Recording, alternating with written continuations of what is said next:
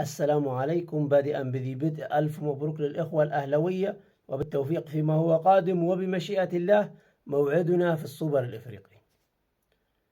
تاني حاجة، الكلام اللي أنا هقوله بعد كده ده لا يعني إطلاقا تقليلا من النادي الأهلي أو إنجازات النادي الأهلي أو أحد جماهير النادي الأهلي، فالله يخليكم محدش يطلع يزايد عليا.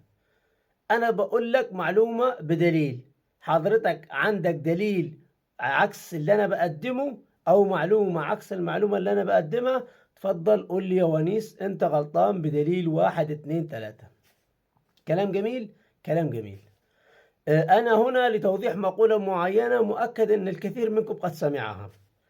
المقولة بتقول أن طالما النادي الأهلي بخير إذا منتخب مصر بخير.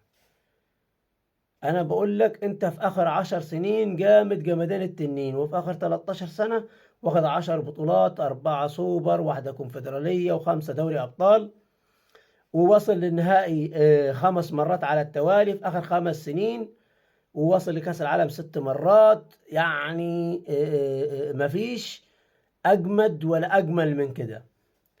إنجازات أنت بنفسك ما عملتهاش قبل كده، يعني أنت بتنافس نفسك. كلام جميل وكلام حلو. أين تطبيق هذا عمليا على منتخب مصر؟ هل في حد من رجال النادي الأهلي كان ليه بصمة مميزة من منتخب مصر؟ هل في لاعب كان ليه هدف حاسم خد بيه منتخب مصر بطولة في آخر 13 سنة؟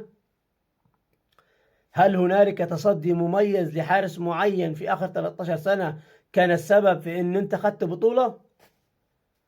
حتى البطولات الودية منتخب مصر فشل أن هو ياخدها. فده كان مجرد توضيح، لا مقصود به تقليل ولا مقصود به أي حاجة. المقصود به إثبات نقطة للتاريخ وإثبات نقطة لما هو قادم. ودمتم في أمان الله.